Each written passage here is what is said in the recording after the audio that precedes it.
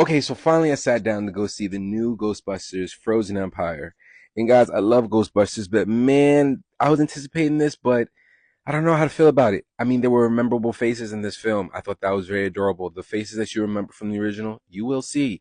But then it felt like it got very National Treasure meets Day After Tomorrow meets freaking Ghostbusters. Like Day After Tomorrow meets Ghostbusters, and I don't understand why they made the world need to end over ghosts. Like the original was just about ghosts, guys. We didn't need the world to end and there to be ghosts.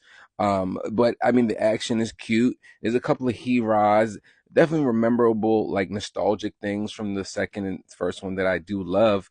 But man, I don't know. I feel like there's times I was looking at my phone too much. Now, overall, this film is definitely getting a 7, maybe a 6.5 on my scale this time. I'm not trying to be harsh. I think it was this character here. I think the actor is Patel something. I can't remember his name specifically.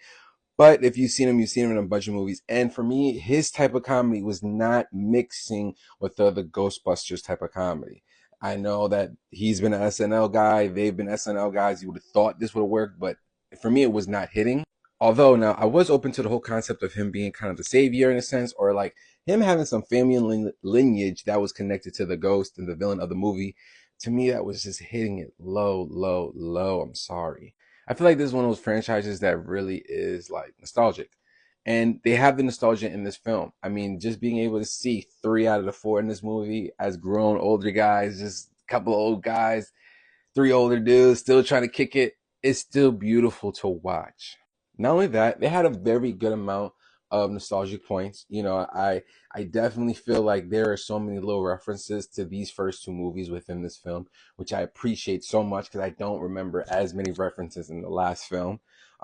But with those references, it did not hold up the weight. I think it's a time period piece, this type of movie. The way these guys were funny, it's hard to hit those snaps and points again. And honestly, Bill Murray is probably the funniest one out of the 3 guys that's still living. Overall, I thought it was cute. I think Paul Rudd is amazing. The kids in the film that played Ghostbusters as well are amazing. I personally am okay if we did not do this again. You know what I mean? If we didn't do this again, I'd be cool with it. Overall, I think this is something we can close. Now, the effects were pretty cute. The CGI effects were okay. The action definitely kept my attention. But then that comedy, to me, Ghostbusters makes me laugh all the time. You know? What are your thoughts in the comments? Let me know what you thought. Did you guys even see this? Because I feel like no one's even really seen this film and it's still in theaters.